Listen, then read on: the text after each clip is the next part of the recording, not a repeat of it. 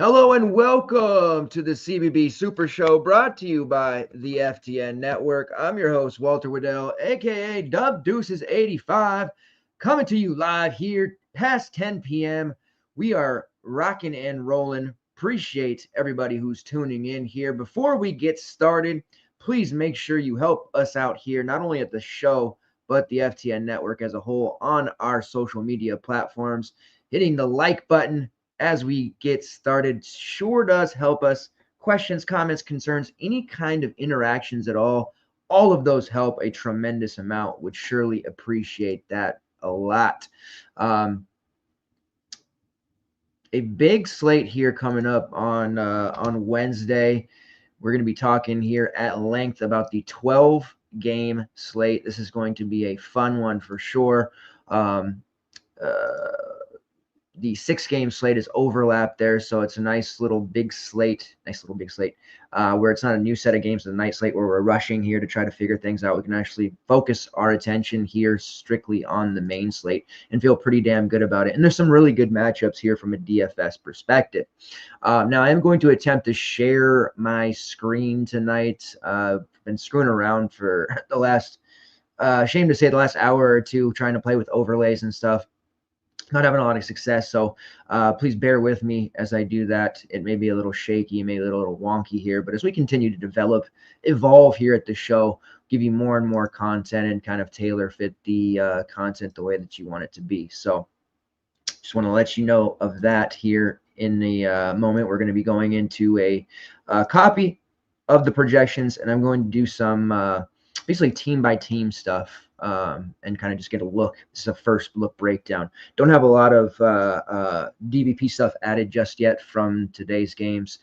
So the projections may change slightly. And I also do manual edits as well. But it'll kind of give you a first look idea of what we're looking at and what things are kind of showing here as we go.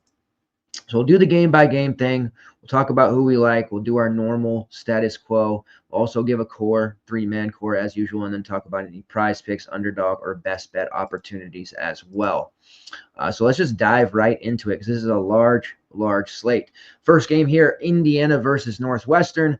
Total of 141. Northwestern 5.5-point favorites. A bit of a DVP spot here for Northwestern in that the perimeter defense of Indiana, it hasn't been ideal by any means. We can definitely look to Brooke Barnhizer, who had a pretty big game against Maryland, 20 points, 10 rebounds, 5 assists. Michigan stifled him a little bit. Now, Northwestern, throughout the course of their history and CBB DFS, Northwestern's one of those teams that seems to always go into overtime throughout. Like, it's crazy. Each and every year, they have like 3+ overtime games. And conference play already, they've had 2 in a row here. So lots of minutes to be played by Barnhizer, 42 and 43. He's certainly gone through his struggles here in conference play as he plays all these minutes. He's tired. You can see, not a lot of lift on that jumper. He shot just 15% against Michigan State, around 26% against Purdue. Shot 8 of 17 against Maryland for 47%, and then kind of was flat again against Michigan, but definitely added those peripherals. Price has come down slightly to $10K, but he's no longer like that must-play pay-up, right? We've had guys who have kind of let us down, and there's certain pay-ups that we still feel pretty confident in. Barnhizer is definitely in a good spot here, but he's not a plug-and-play by any means, and we'll have some value that emerges here, and there's definitely some looks that we're going to feel good about. The Luke Hunger news, kind of important, maybe not a ton, but really Justin Mullins, who missed the last game, actually the last 2 games, I believe. Not a lot of news there on what the ailment is, and it was kind of a sneak thing. Like, it wasn't announced prior. No beats were on it, and it is important because Northwestern's guard rotation shrinks down a significant amount. Jalen Leach played 27 minutes against Michigan. He had a really big game, 40 against Maryland, 35 against Michigan State, 3 straight games over 25 fantasy points. He's priced a little high at 6'3", maybe a little higher than we'd be accustomed to or feel good about, but all those minutes available without Mullins there. And it's not as if Mullins is some kind of killer, but he is playing just enough minutes 16 to 20 to really matter. And those minutes are going right into the pool of Leach. And then we also saw Ty Berry, who continues to torture the DFS community. Came through with a huge game against Michigan, played 37 minutes. It's actually 2 straight games over 30. Without Mullins, his minutes have ballooned. He had some foul trouble, had some ineffectiveness. He's priced at 4.8. It's high enough where it can really hurt you, but he's definitely in play here if Mullins can't go. One of the things that we did on today's article was post projected starting lineups and added that to the content. I think that helps because a lot of times people pull up starting lineups from Stat Broadcast and Sidearm and these various places and maybe don't recognize like, hey, that looks weird or something's off. That's something that I want to continue to do so that we kind of know what we're looking for. And even if I'm not around, I did go ghost a little bit today because I wanted to sweat out some things and see how it went. You'll still be able to pull up those starting lineups and kind of have an idea. So in the Michigan game, Northwestern ran basically a 7-man rotation. There's really just a 6-man, but 2 or 3 players like KJ Wyndham, Keenum, Fitzmaurice, Blake Smith got some water break minutes. But we did see a starting lineup of Nick Martinelli, Brooks Barnheiser, Matthew Nicholson, Jalen Leach, Angel Charvariano, and Ty Berry coming off the bench to play those huge minutes there. So let's try the old share screen thing here and see what we get. This may slow us down, may bog us down a little bit, but we're going to give it an old college effort here. And let's get all this other crap off of here. Million tabs open. Can you even call yourself a grinder if you don't have a million tabs open? I just don't know. By the way, I don't know where you guys are at in the country, and a lot of you are in the Midwest, but damn, it is cold in the Pacific Northwest. It seems to be cold everywhere else too. Sitting here with my mini heater, I'm about to start, shivering on camera here because it is ridiculously cold. All right, let's get this pulled up. All right. Let's see. Okay, all right. Let's see. Let's do this. Let's get rid of this. Let's get rid of this. How's that looking? Got me on the camera there. Can you see it? Can you see okay? Does it look all right? Let's see what that looks like. Oh, yeah. That looks good. Okay. Let's do that. I know I just rattle off usually, but we're gonna fumble through a little bit here on today's show, and we're gonna play around here a little bit. All right, let's do this. Let's do this. Let's do this. All right. Okay, so what are we looking at here? So basically, real simple model here, right? It's just real nice. Can come in and put in minutes that we think guys are going to play or base those off of the last few games. We've got a nice little matrix minute here thing that shows us different games. A lot of stuff, but I just want to basically put this up on the screen and show you. This is currently without DVP filter in there. Kind of shows you some factors and some other things that are in the secret sauce there. Kind of gives you an idea of if anyone's underpriced, anyone looks decent. You see Jalen Leach, if he's going to play, those additional minutes from Mullins, is somebody here in this spot value to be had. Ty Berry, if he were to play, 35 big minutes here again, he would be a smash value. I wouldn't expect that, but hey, maybe he stays out of foul trouble. Maybe he plays 30, priced at 4.8. He's there at value. We also have it's not going to matter, but I do have the DVP modifier here. None of that stuff's entered here yet. I have a buddy who's much smarter than me that does a lot of this for me. That doesn't really change a whole lot. It makes Brooks Barnheiser look. I guess it makes more ham sandwich for Northwestern here, but we'll get that. I'm going to take that off. But anyways, just to give you an idea, Brooks Barnheiser is definitely worth pay up. Without Mullins, I suspect that he will not play. There's plenty of minutes to go around there.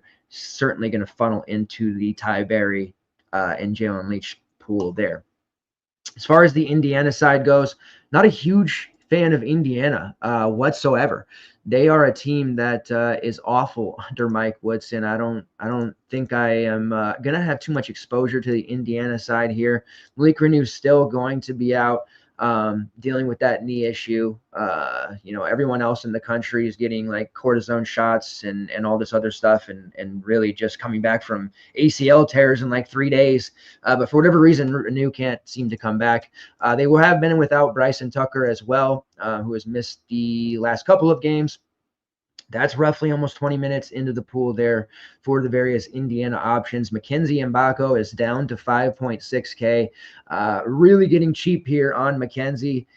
He's just in the doghouse. He's shooting very, very poorly.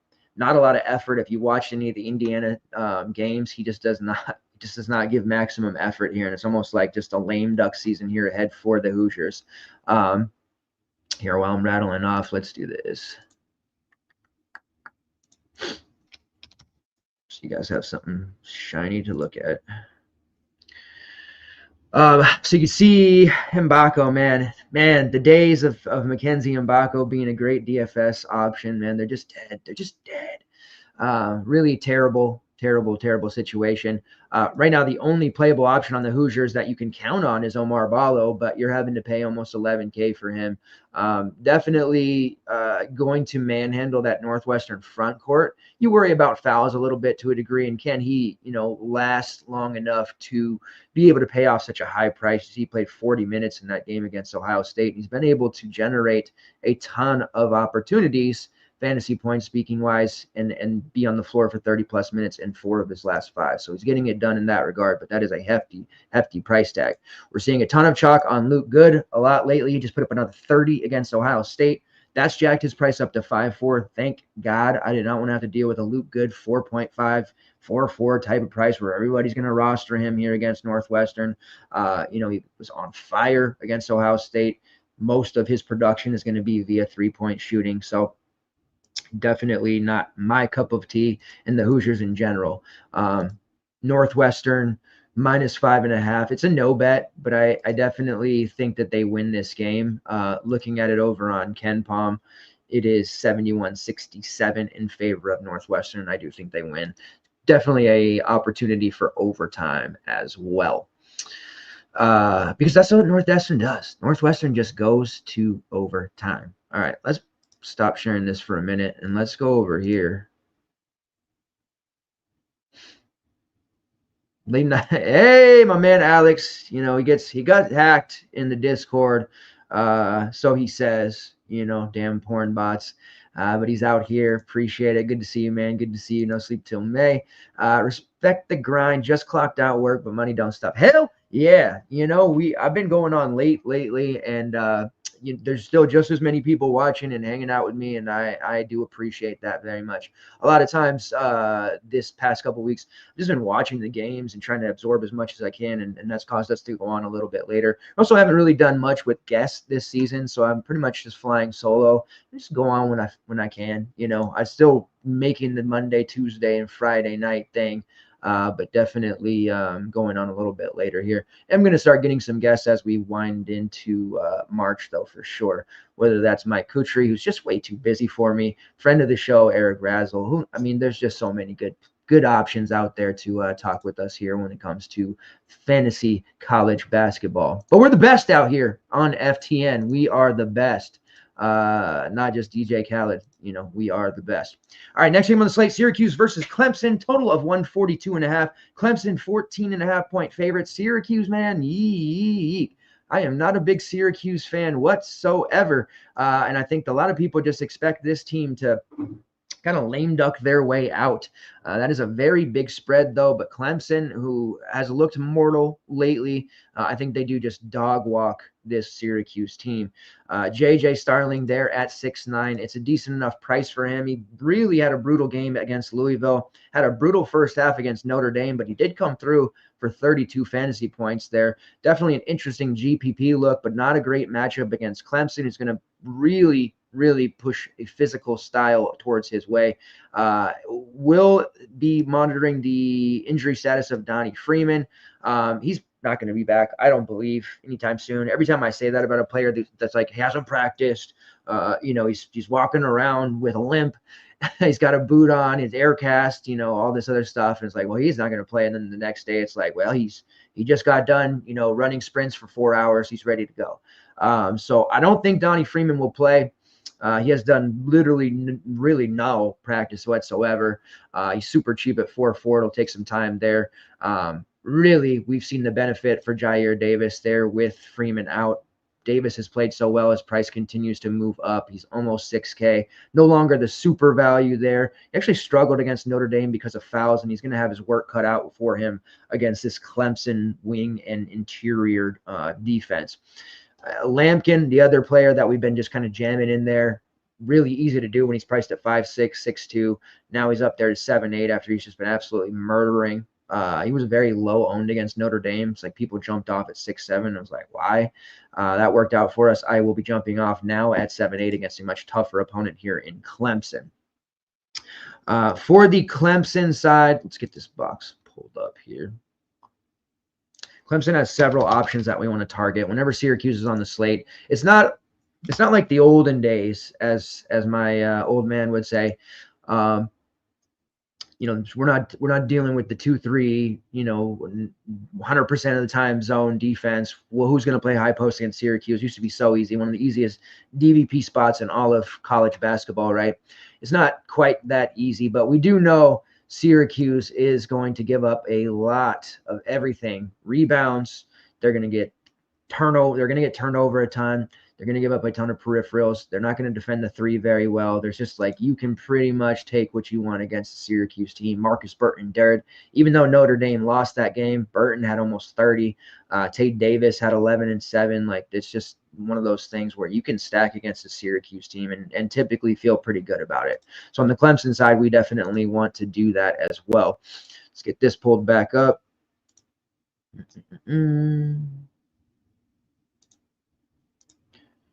Told you why we're evolving here at the show, so we're bear with me here. Self-produced.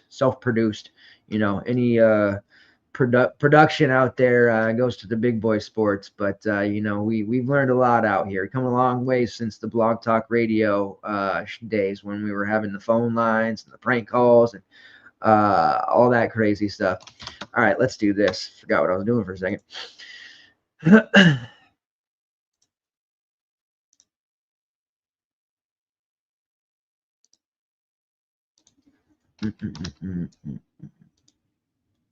Well, you're not going to work. There you go.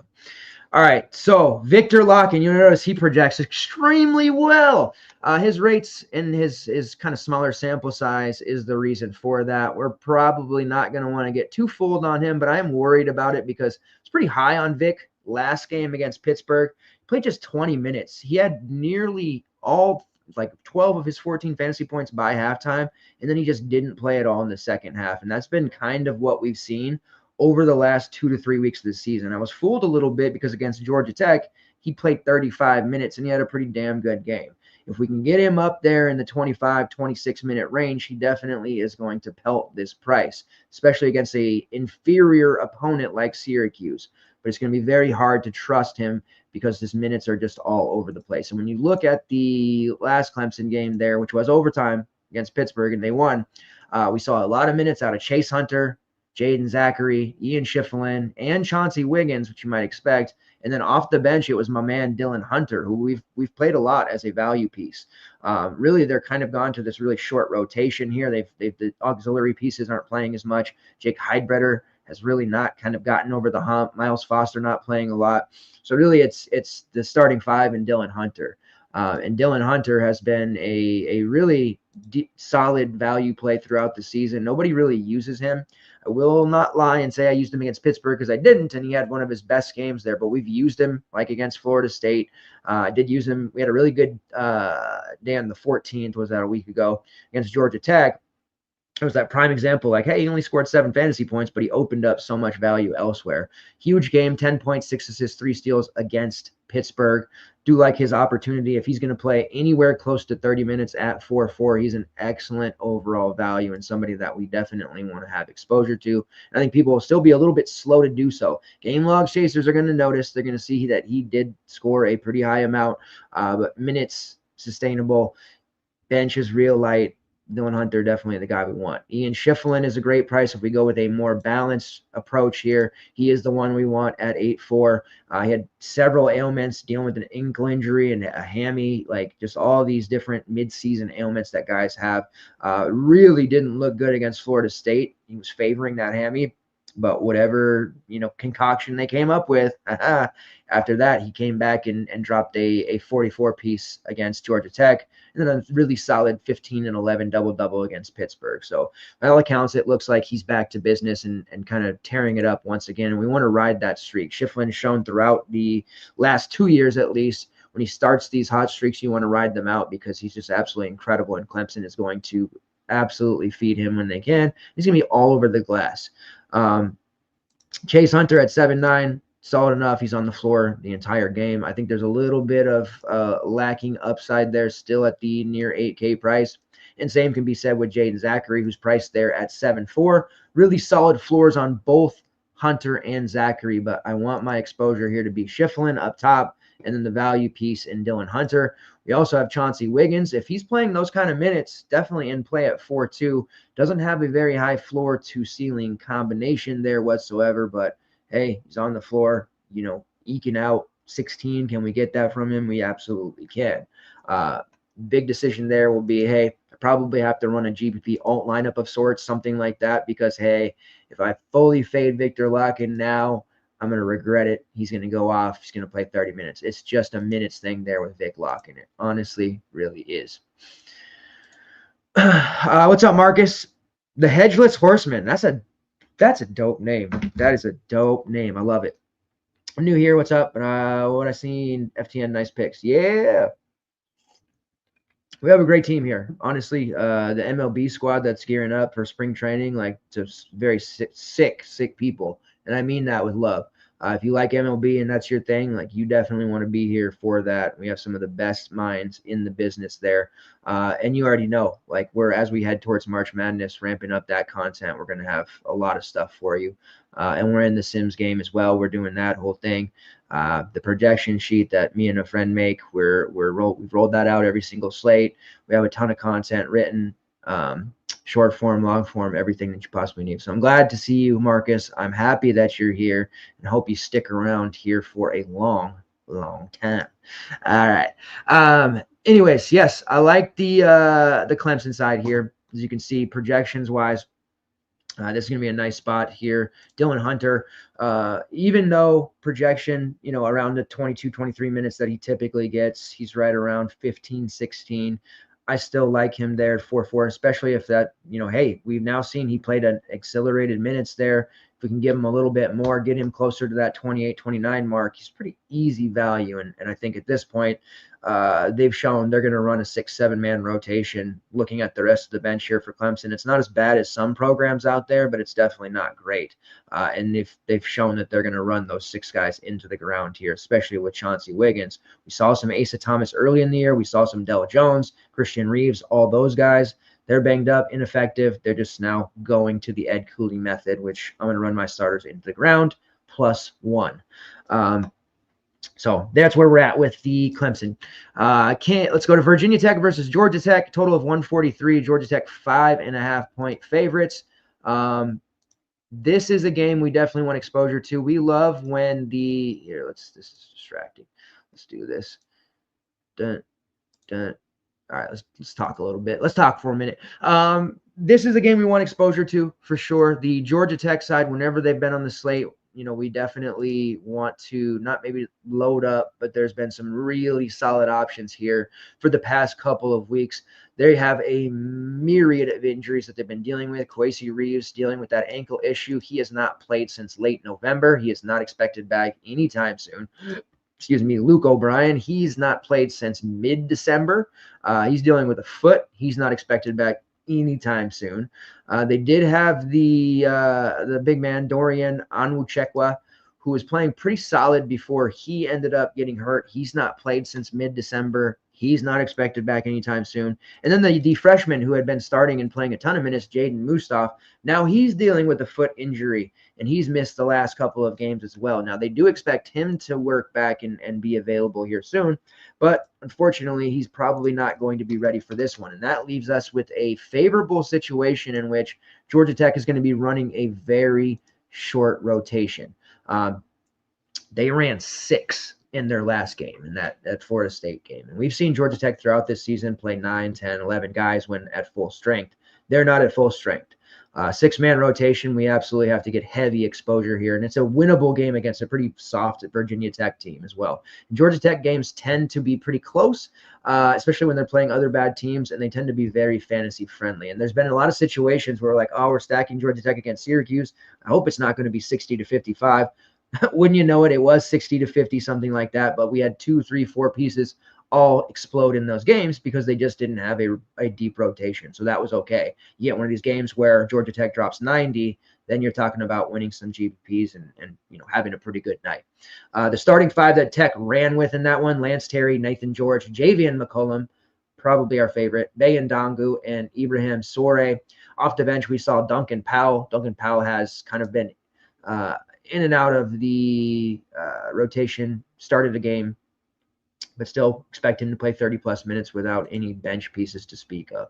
So the various Georgia Tech options, it starts with Javian McCollum. He's priced appropriately now at 7.3 after being underpriced habitually for the last month. Still very much in play since he's going to start and play 37, 38 minutes. Definitely heavier on the actual scoring, less on the peripherals than you'd like, but he's going to score a ton in this one. He's going to get every shot that he possibly wants.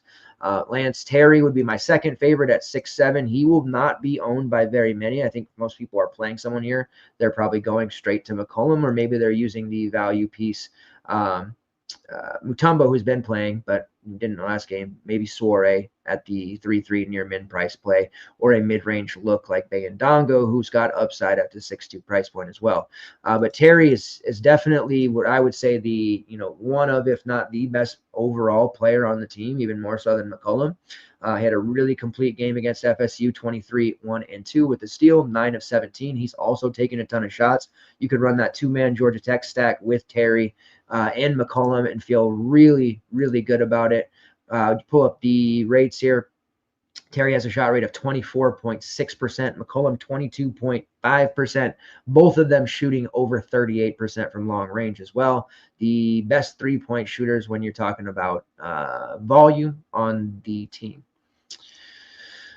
So those are the 2 looks there. Duncan Powell, 6K, coming off the bench, not ideal, but he did put up 32 against FSU, and he scored 30-plus in 2 of his last 3. And that is just a product of not having anyone around to sub in.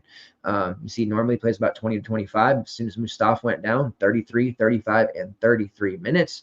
Definitely a little more expensive than I'd like, but he's a great all-team play just because I think people are going to kind of overlook him when they're on their way to McCollum, or perhaps Bayandongo, who, again, is priced down there at 6.2. Foul issues are always a concern with him. He's at home this time, but Virginia Tech does have some size in the front court to kind of body him. But Bayandongo has been just absolutely going nuts on the glass. 12 rebounds against a very good Clemson team, and then 12 rebounds against a Florida State team that has a lot of size in the front court. So he's been doing quite well. He did foul out in that Florida State game, but doesn't necessarily take a lot of shots. So those rebounds, they look great, but there's not a lot of upside there with Bay always. The matchup against Virginia Tech is solid enough, though, to definitely get there. Soare at near min price, not necessarily a play or typically a play, but if he's going to play 25 to 30 minutes, we can consider him. His fantasy point per minute number is low, very low. You're talking about a guy who, could be out there for 30 minutes and put up a 3, not ideal, but this is one of those situations where his salary savings is going to allow you to get somebody who can 6, 7, or 8x their price. Soiree gives you 4. You're not dead to rights as long as you hit on those other plays. The old Waddell-ism, less about what he can do for you with his score and more about what he can do or provide you with the rest of your lineup. So that's how we're going to look at Soiree. On the Virginia Tech side, this is a team that's been very hard to peg. Early season, they were beating up on some non-con opponents, kind of fooled us and the industry thinking that guys like Togu Lawal and Nigel Poteet are going to be consistent options. They haven't been. Lawal did have 10 points, 12 rebounds his last time out. When you look at the pricing here, it's fair at 6'9". Poteet is down there at 5'4". Did play 26 minutes against Wake Forest as his size was needed. I do think we see him here against Georgia Tech play somewhere in that 25, 26 mark. But there is some value to be had here on the Virginia Tech side.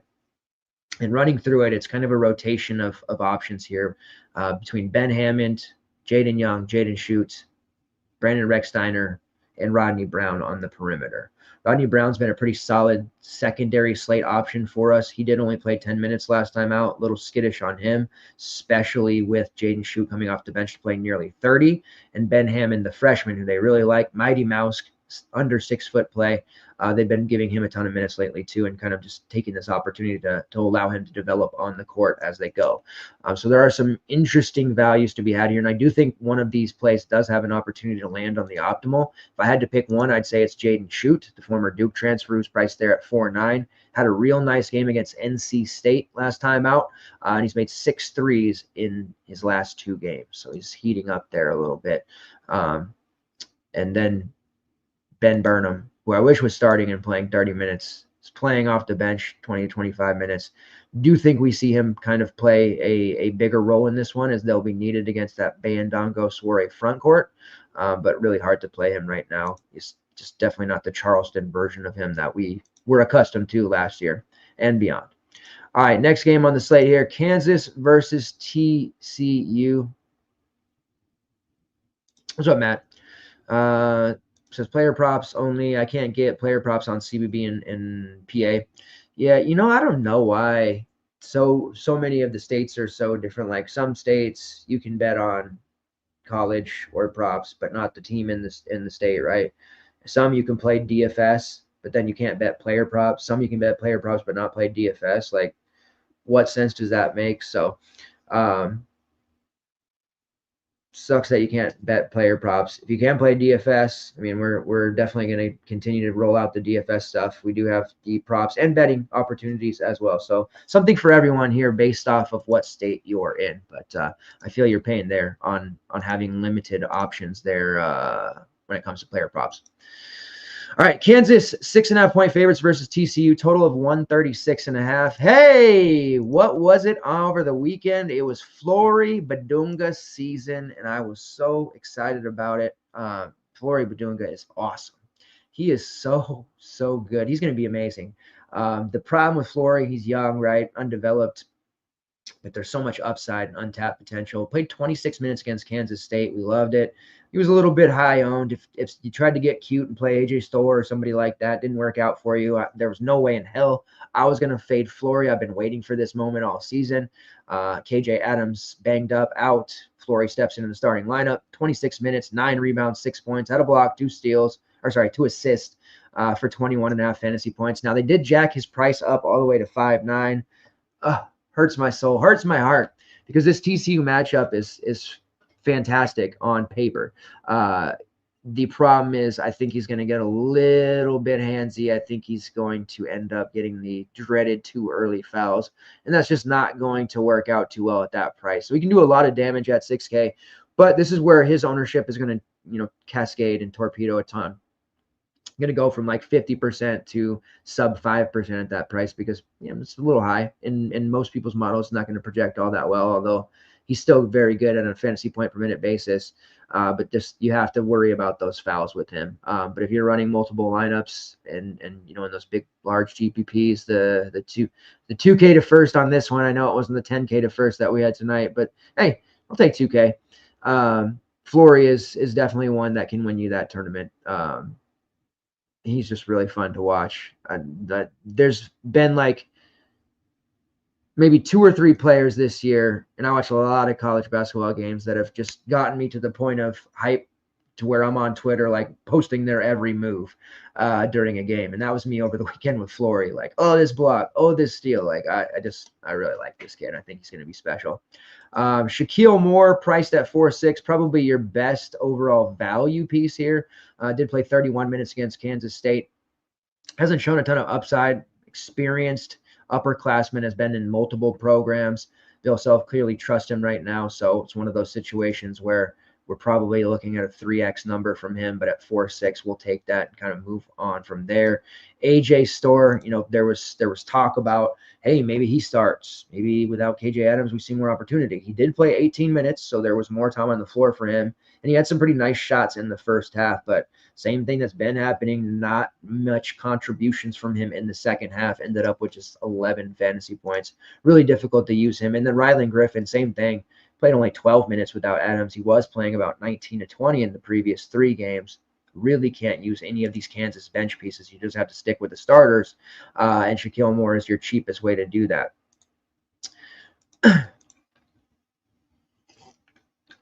DeJuan Harris, old Mr. Like, hey, if I got to shoot, I can shoot. Like, he goes these multiple games where he's just not taking any shots. He had that comment a couple of years ago where he's going to, if we're close, he's going to shoot. He's proven he's offensively gifted when he wants to be. You'd think he'd always want to be. Definitely a solid price. I think this is one of those ones in a mid-range balance type of build that's going to go overlooked, but he could absolutely put up a 30-plus number here and wind up on the optimal with basically no ownership whatsoever. He is habitually overlooked because he's not a real exciting overall DFS play, but against this TCU team, I would expect him to rack up steals as well, which is really going to kind of prop up his fantasy number. Zeke Mayo at 7.7. It's spendy for him, but taking all the shots he can handle. He didn't start at the beginning of the year, but that quickly changed as Bill Self realized he is the best transfer that they've brought in. Fine with him if you want to use him. And then, the Hunter Dickinson experience. He did put up 40 against K-State. Put up just 20 against Iowa State. Still amazing that he was so highly owned in that game. Bad matchups, we know to fade him. Good matchups, we can take him. Just kind of habitually beats up on the bottom feeder teams. TCU has some interior guys who will get physical with him. The best way to get Dickinson off his game and in his head is by pushing him around and being physical. And like I said, TCU has a couple of guys that can do that. So I won't be on Dickinson too much, but I do expect him to have some ownership because that seems to be the case on every single slate. On the TCU side, it starts with Ernest Udeh, whose price was way too cheap. He had a couple of bad games, and we mentioned this going into the Utah game. He's still playing almost 30 minutes a game. Yes, he had a bad outing against Houston on the road. It's Houston. Yes, he had a bad outing at home against BYU. Those things happen. And his price took a huge, huge tumble from 8K down to 6K. Real easy play against Utah. Yes, it was 22 fantasy points, nothing to write home about, but another 30 minutes for him. The game against Baylor on the road, they ended up beating Baylor 74-71. That was actually a really fun game to watch if you guys got a chance to see that one. That was phenomenal. Ernest Udeh had 16 points, 15 rebounds, 4 blocks. Now, it's significant for Ernest Udeh in this game because it's the old revenge narrative. What's going on here?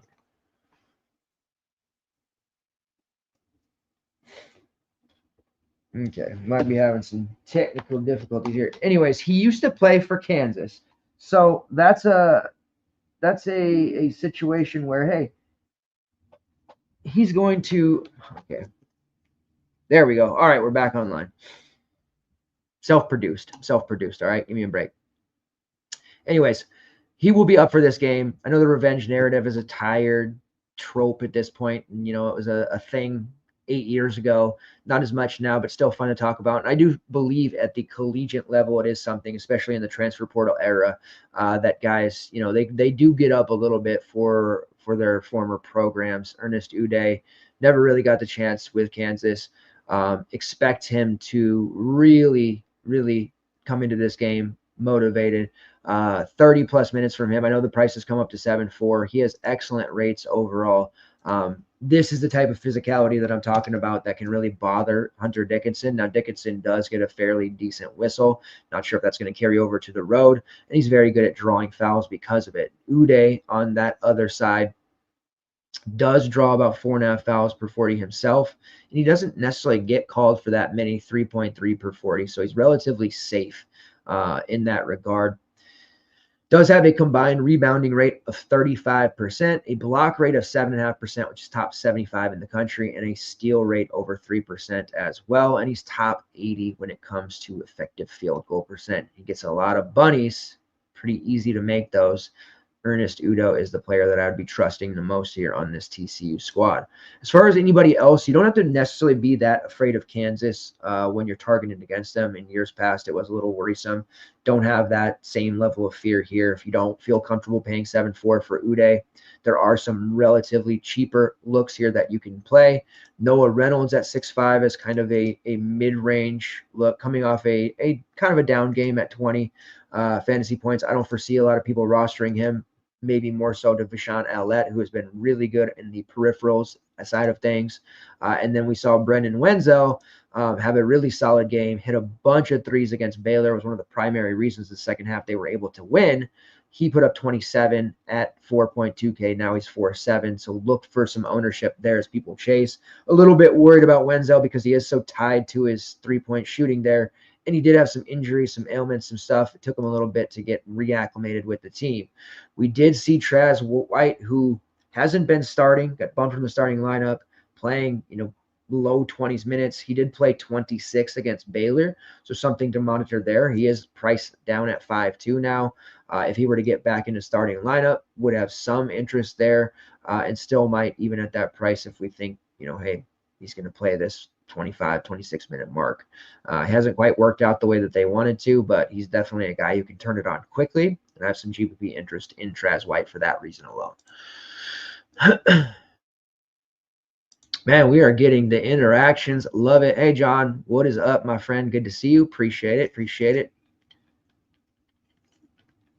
Keep them coming, man. It is, we're turning into 11 p.m. On the West Coast. Lots of you out there. I love it. I appreciate it.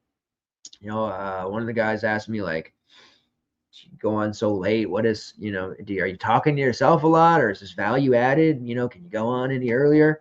And I definitely can. I definitely do. But this community that we have built over the last decade has really proven that they don't care. They don't care where we're at. They don't care what time it is. They'll be there each and every time ready to talk college basketball. And if they're not, I know the on-demand crowd will be there to support us as well. So I do want to continue to harp on the people that are hanging out with me at this hour. I do really appreciate that. And very thankful for that. It's not lost on me, and I do not take it for granted one bit.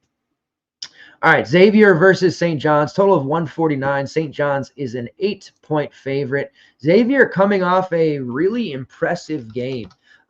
They really kind of shocked me and a lot of others, beating Marquette 59-57. That game was expected to be a little more higher scoring, and they really brought Marquette down. They forced Cam Jones into one of his worst games of the season.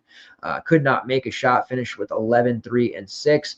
Defensively, Xavier stepped up there, and the effort was something I haven't seen from the Muskie yet this season. Zach Fremantle, his normal, typical productive self, 14 and 10. Dallin Swain had 12 points, 9 rebounds, 3 assists with 2 stocks. We know he can fill it up. So there's some intrigue here to be had on this Xavier team for sure.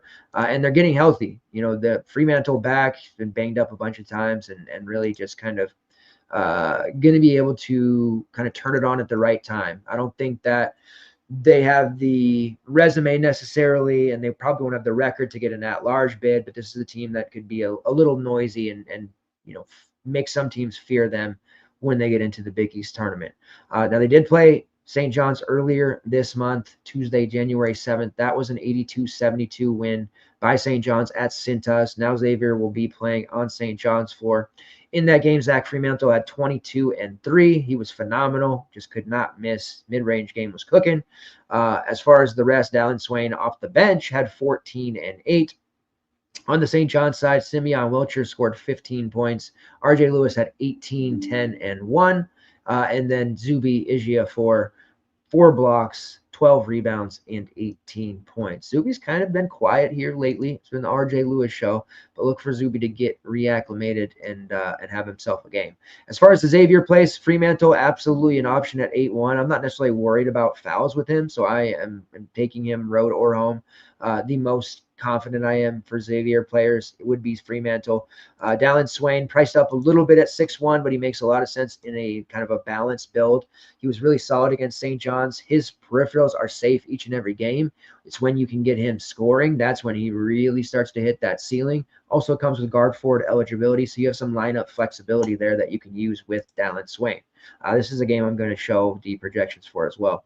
As far as anyone else, Ryan Conwell, Davion McKnight, they're all solid enough options, but I don't typically like to stack perimeter options against St. John's because they are a physical, opportunistic defense out there that does cause a lot of havoc, and they cause a lot of turnovers as well, even with Davon Smith banged up, who did return kind of unexpectedly last game. See, these kids, they just don't stay hurt for very long. So now you've got St. John's just about back to full strength as well. Brady Dunlap, there was chatter a week ago about him returning. Now it's the abdomen injury and everything is now he's probably not going to be back this year. They may do without him. So don't want to say it's a huge loss or anything, but not that but it is they'll be okay. RJ Lewis back to a really high price at 9-2. We were all over Lewis a couple of weeks ago. He gave us a 32 against Xavier, a 48 against Villanova. Kind of a down game against Georgetown because he couldn't make any of his shots, but the volume was crazy. He took 20 shots, and then he had a massive 24, 8-4 performance in just a dismantling of Seton Hall. Seton Hall, there's a lifeless corpse going on there, and it's tough because Shaheen Holloway is a great coach, but they just don't have the talent or the NIL to really compete in this league. RJ Lewis is a great pay up if you do want to go that route. Great rates overall. Does give you guard forward eligibility. We love that. There's a lot of flexible options that you can use there with RJ Lewis, and he's worked his way into the Ken Pom Player of the Year rankings, where he's currently 9th. 28.8% shot rate, 28.81% usage rate, 3% steal rate, and he's drawing a whopping 6 fouls per 40. He is just all over the place. Like Mans has just got magnets for hands because when the ball is loose, he's usually going to be on it. With Davon Smith back, it does make me a little worried about using someone like Kadari Richmond, whose price is currently right around 7.9, 8K. He hasn't been a fade that's hurt us very often, especially with a litany of options on the perimeter that St. John's has. I do suspect we see an increase in ownership on Davon Smith. He did have a relatively lackluster game against Seton Hall. Again, he came back from the shoulder injury a little bit earlier. He only missed one game. I thought he was going to miss 3 from the onset. Played just 17 minutes, didn't shoot particularly well, 0 for 6. Clearly not 100%. If he gets back into the starting lineup here at 6'4", I would expect a big boost in his ownership. If he comes off the bench, maybe not quite as much, but the 6'4" price is definitely something that we have to look at. You're talking about a player who sat at 9K to start the new year. Big time triple-double threat during his time at Utah, and has a ability to rack up stats throughout, and pretty well playing 30-31 minutes per game as well. But without him starting in that assurance, it's tough to say because I don't think he's anywhere close to 100% healthy just yet. They did bring him back quickly, and I'm not sure that was the right answer. Aaron Scott has priced up at 6.6 now. With Davon Smith back, it did push a lot of ownership away from Aaron Scott. He was 5K, 5-1, 4-4 the last couple of weeks. Easy plug and play. We went right back to him against Seton Hall there, and he did deliver 10 points, 8 rebounds, 3 steals. Put up a 27.5 at 6.3K. Do still like Aaron Scott because when you look at the St. John's rotation here, let's pull up the Seton Hall game, and it was a blowout, so it was a little deeper than usual. But 3 starters still played 30-plus minutes: Kadari Richmond, Aaron Scott, and RJ Lewis, even in the blowout. We saw Zuby and Simeon Welcher play less minutes as they rotated through guys like Jade Glover, Ruben Prey, Sadiq Ibn Ayo, secondary options that just aren't going to play typically in a competitive setting. That takes us to Zuby, who's priced at 7.5. This is a great buy low opportunity for Zuby. Another ex-Jayhawk. Can you imagine if the Jayhawks didn't like say, hey, we don't need Zuby, we don't need Uday, we don't need LeBaron Philon, what their team would look like right now? Jesus. All right, Zuby at 7.5. Again, buy low opportunity. He's been priced up over 9K a lot. He was tearing up the non-con. Kind of some regression here into conference play because RJ Lewis just, man, like when the ball goes to him, it's going up and he's taking a shot. So opportunities offensively aren't always there for Zuby. He doesn't get a touch every time. He has to get those putbacks. They do run plays for him, but a lot of times you'll see where he's taking 7 shots in a game, 6, 9. Like he's not getting that volume that other guys are. What he is doing is rebounding at an elite level, and he's racking up stocks as well. Very, very elite rim protector, and he can get a lot of stats racked up in the painted area. When he has those upside games is when you see him taking the volume, like the Xavier game last time they played, 8 of 16 from the field, 12 rebounds, 18 points, 43 fantasy points. That was his best game pretty much of the season. You can go back into like the non-con when he put up a 50 against Baylor in like mid-November. But that was his best game that I've seen him play start to finish. Overall, a very complete effort. Really cheap at 7.5. So definitely want to look to his way. Simeon Wilcher with Davon Smith back. Probably jumping off there. He's still relatively cheap at 5.1K, but if Davon Smith's minutes go north of 17, they're coming directly out of Wilcher's pool. So can't really use him there either. Dom Plays. It is not a show without Dom Plays. You know what you need to do? You need to DM me or message me on Twitter at dubdeuce85. You can tweet me or here. Let me see if actually. Let me create a Discord link. Let me create a Discord invite link while we're here. Let's see here. How do I do that?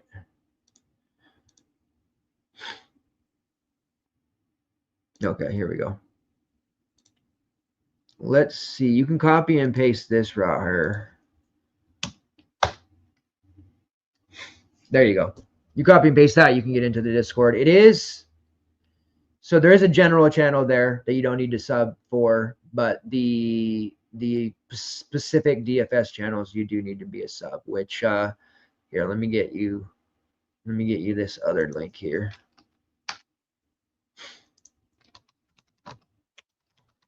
It's a feel-good day. Everybody loves everybody. I like it. All right, here we go. So we have VIP Plus, FTN Plus, All Sports, DFS Plus, and Bets Plus. So you have different options where you can do betting, you can do just DFS, you can do all. There's also a football package for the rest of the playoffs. There's also a baseball-only package. There's also season-long dynasty, best ball, like everything that you could possibly want all in one place. You can see the pricing options here at the link I'm going to put in the chat right there. And there is a 15% off promo that's going on right now as well. All right. It's good to see you. It's good to see you, man. I always have a happy, fuzzy feeling when I see you in the chat. All right.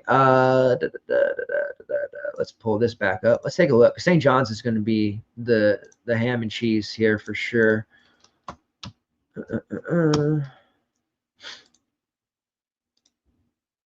I'll have to do a day show when I've done all the revisions to this so you guys can really see it. All right. Got to go over here and fix RJ Lewis.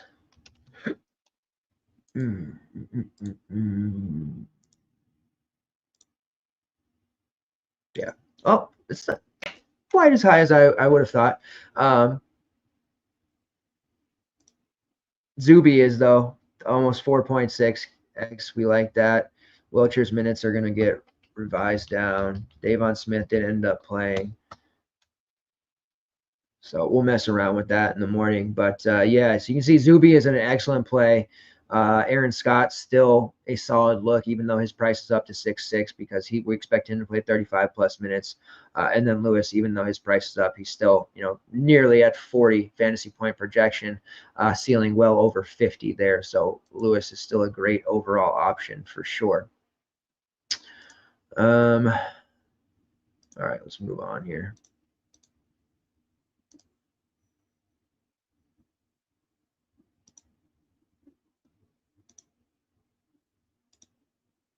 All right. So just going to keep interjecting there on teams that I think are worth looking at. All right, Florida versus South Carolina. Total here is 143.5. The Gators are 10.5-point favorites. Florida, SEC is truly like anybody can beat anybody. That is a definitive, like, real thing. They're going to beat up on each other. But Todd Golden has done a phenomenal job here with Florida, has them at 16-2 currently. 4th in offensive efficiency, 15th in defensive efficiency, the 4th best offensive rebounding team in the country as well. They are an elite defense when it comes to defending the three-point line. They're an elite defense when it comes to defending inside the three-point line. Not a lot of teams have success against them. Took an outrageous effort by Kentucky on their home floor to beat them 106-100. And then they lost to Missouri 83-82, a Missouri team that is just way better than people realize.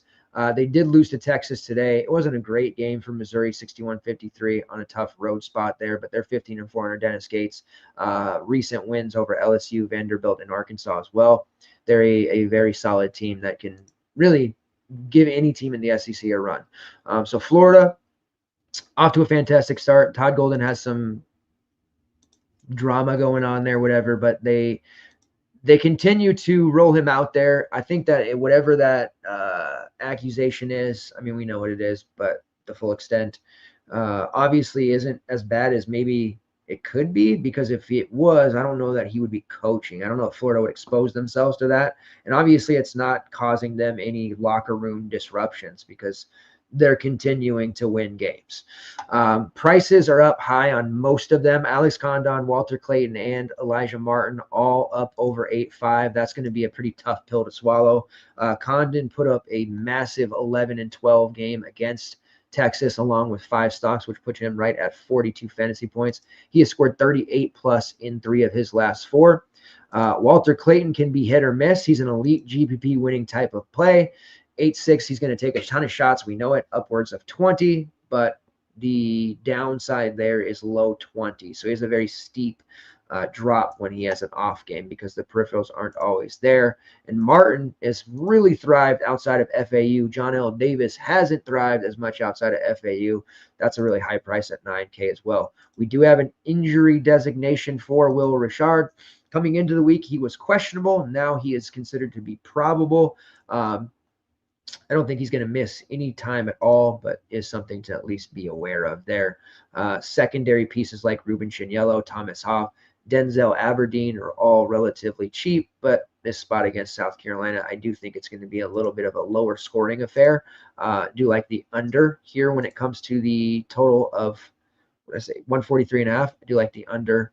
South Carolina is going to be just good enough at home to kind of make this a rock fight.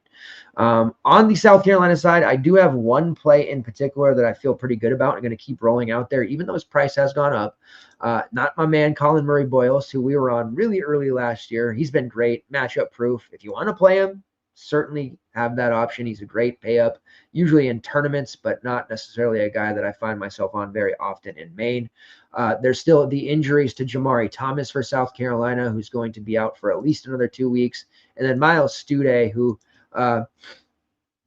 really him being out kind of saves some DFS players from themselves who can't stop themselves from rostering Miles Stude. It has opened up opportunities mainly for Morris Ugasuk. He was priced only at 4.3 against Oklahoma, very low owned. He had a huge second half. He was knocking down a ton of threes. They did get blown out, but he looked really good in that game. 21 fantasy points, back-to-back games over 20. He's now priced up to 5.4, which is the highest he's ever been. But if you do opt for a more balanced approach to lineup building here today, he's somebody that I have a lot of interest in. Look at it without Thomas, without Stude. He's played 32, 28, and 35 minutes over his last 3 games. He's taken 11, 8, and 12 shots. That includes 9, 4, and 6 from long range. So he's absolutely chucking. And he has the green light to do so. Now, Florida, elite defense, we know they defend the 3 extremely well, but that's still a cheap price for Morris. They don't have a lot of offensive upside or identity for that matter when it comes to guys like Zach Davis, Jacoby Wright. Like those guys are just kind of, for lack of a better term, ordinary. They don't really move the needle much, and they don't when you need a bucket, you're not looking to those guys. I think Morris Ukasuk is somebody who you could actually potentially look at that way for the South Carolina team, if he doesn't transfer first, of course. His shot rate is about 18%, which might not seem great, but in conference play, and especially when you kind of condense that down to games without Jamari Thomas, that number's gone up over 22%. He's shooting 43% from long range, so one of the best three-point shooters on the team. Morris Ukasuk. It's a great name. He's from Helsinki, Finland. Very fun player. I think he's going to play another 35-plus minutes here against Florida. That's really the only interest I have on the SC side. All right, that's the halfway point of the slate. We're going to move on here. We're going to have to try to kick it into high speed here. I haven't really looked at a ton of stuff from earlier today, too. I need to catch up on some of the later games that I missed. All right, so Nevada versus Utah State, a Mountain West clash on the slate. You love to see it. Total of 142. Utah State, a 6-point favorite. Nevada, you should be probably pretty familiar with at this point if you grind every single day. They've been on the slate several times. A quick refresher on the starting lineup they typically employ. That's Nick Davidson, Kobe Sanders, Trey Coleman, Daniel Foster, and KJ Himes. Your main bench pieces there are Justin McBride and Xavier Ducell. Ducell was the hero. Hit some clutch shots. San Jose State was pushing them late. He was knocking down a bunch of threes, knocked down 5 of 8.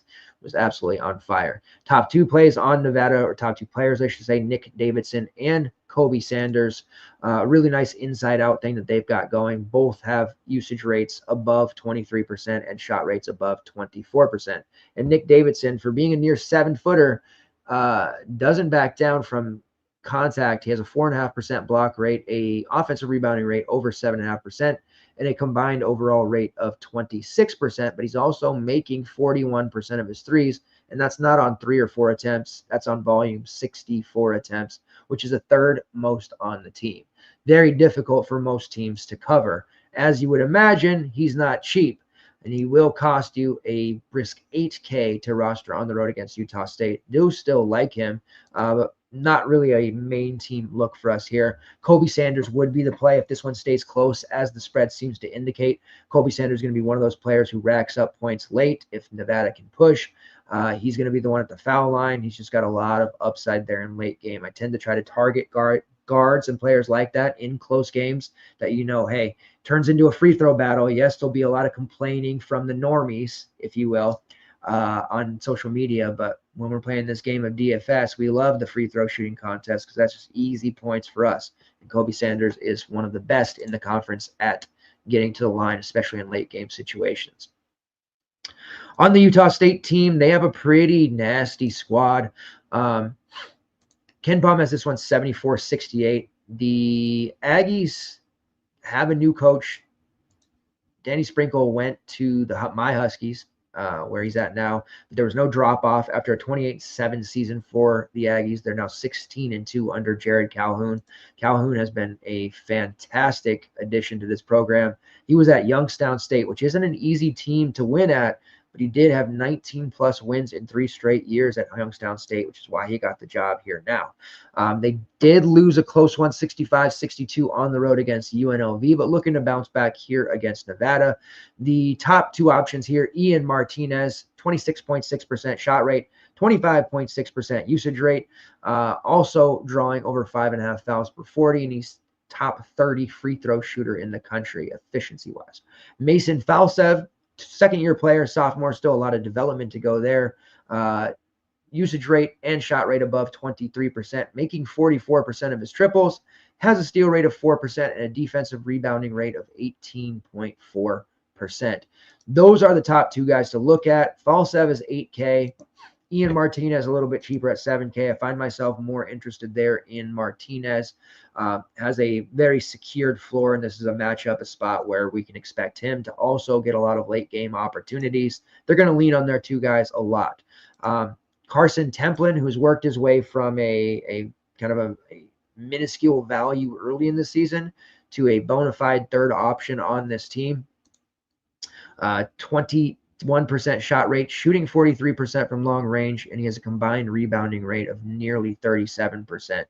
For being a little bit of an undersized 4 who can shoot the 3, he's a really, really good rebounder in the Mountain West. Priced at 6'4", he's a great mid-range look and somebody that I think we can kind of look to, maybe even more so than Ian Martinez, save $600 and have a similar output expectation.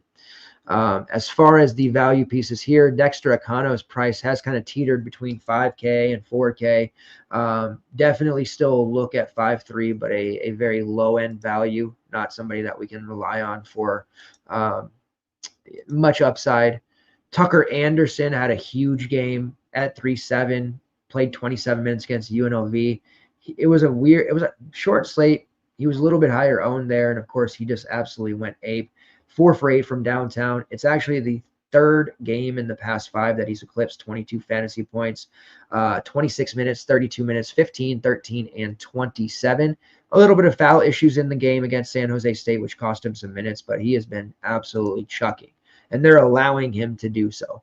Only shooting 30% from long range for the season, but bringing that number up. Has a shot rate of nearly 24%. Seems like he's gaining confidence. He was at Central Arkansas last year where he was one of their best players. And he's really kind of worked himself into a starting role over the last 4 games after coming off the bench the entire season. And he's somebody that we can still look at despite his price increase to 5.2K. All right, moving on to the next game here, USC versus Nebraska. Total of 145.5. Nebraska's 6-point favorite. We have to acknowledge, we have to accept, we have to make the recognition that Nebraska is a legitimate team. Yes, they're 12-6. Yes, they've lost their last 4 games, but they are creating some very non-fantasy friendly situations. Yes, the Iowa game, everybody is. The Purdue game was a blowout, but Maryland, they did a nice job limiting Derek Queen. That was just ended up being a very ugly game on both sides. And I think this game against USC, the home game, is going to be more of the same. Ken Palm does have it 75-69. Starting with the Nebraska side, Berkey, he's still very cheap. Buyuk Tinsel, he had foul trouble in his last 2 games. Only priced at 5K. Definitely some interest there, but USC, uber athletic. They've trimmed down their rotation. Think that Berkey, even at home, is a little bit of a risk here against teams like that. So I'm probably jumping off Berkey, and this might be the time for some GBP, MME, alt builders to jump back on, coming off of a very down game where he was relatively popular too on Sunday. Raleigh Worcester's price has jumped up to 5.3. Thank God, because anytime he's under 5K, you almost feel obligated to play him. He's really, really not improved much. He's had some big games in the past, and just I don't want to roster him. So at 5.3K, he's still in play, but no thanks. I gotta get away from him there. Bryce Williams, great look against USC. They have a very tough perimeter defenders in guys like Deshaun Cloud, Wesley Yates. So they'll be tough for him, but the volume is there for Bryce. Expect low ownership on him. Definitely a player capable of producing like a 9K plus option for a discount at 7.8K. Juwan Gary's fair at 6'4". Connor Issagen at 4'7", who's played 20-plus minutes in 4 of his last 5. And then we have to acknowledge the, I don't know what Monstar juice he drank, but Andrew Morgan against Maryland, 17 points, 5 rebounds in 24 minutes.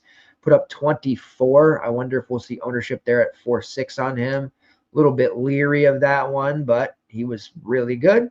See if he can do it again. And then Aaron Eulis played 28 minutes for Nebraska after playing only 6 against Rutgers, 7 against Iowa, and 10 against UCLA.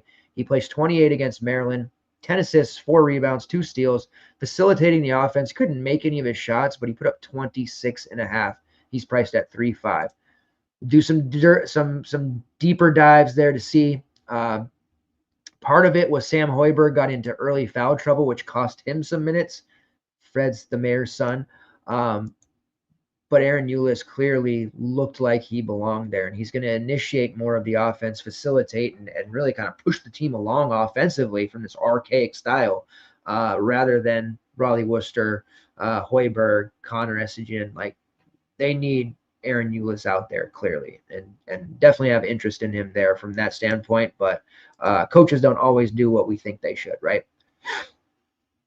All right, USC, they've done a complete 180 early in the year in typical Eric Musselman fashion. The rotation was just ungodly deep, way too many players.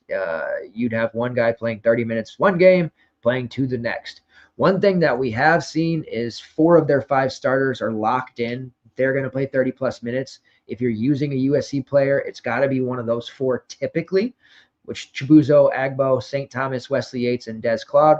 Now, Josh Cohen starts, but Josh Cohen doesn't play a lot of minutes. They continue to make him the starter for his size, but any team that is able to run the pick and roll, very basic, right? Any team that is, I don't know, athletic, any team that is fast, any team that is good at basketball, means Josh Cohen can't play very many minutes. And that's a shame because Josh Cohen was an absolute fucking monster last year for UMass. Multiple years at St. Francis, PA, lower major level, obviously, but he was great at UMass, and he was putting up 30, 40, 50-point games. Not doing that in this system for Musselman is a shame. Upper tier competition, and it just hasn't worked out. So he's losing minutes to guys like Kevin Patton and Rashawn Agee. Rashawn Agee early in the season had some really big games in the non-con, and it looked like, hey, this guy should be playing a lot. He whooped on my Huskies 15-7, had a couple of blocks, definitely looked like a guy that should continue to play big minutes. Played 30 minutes against us in that one. Then he proceeded to play less than 18 in the next 7. This is what I'm talking about with Eric Musselman's rotation. However, he has kind of waken up a little bit. He's played him 29 plus minutes in 3 straight games, and AG has performed very well in all of them. It's caused his price to balloon, but he's still very much in play if we can count on these minutes. 27 fantasy points, 24 and 26 in each of his last 3, and that's against the likes of Illinois, Iowa, and Wisconsin. You can throw out Iowa because everybody beats on them, but Illinois is a really legitimate defense and a kind of a dark horse Final Four team, in my opinion. And then you've got Wisconsin, who, absolutely just destroyed USC over the weekend, but AG was solid 15-4-2. Priced at 5'9", he can do a lot of damage to your lineup if he bricks. I'm leery of it for sure.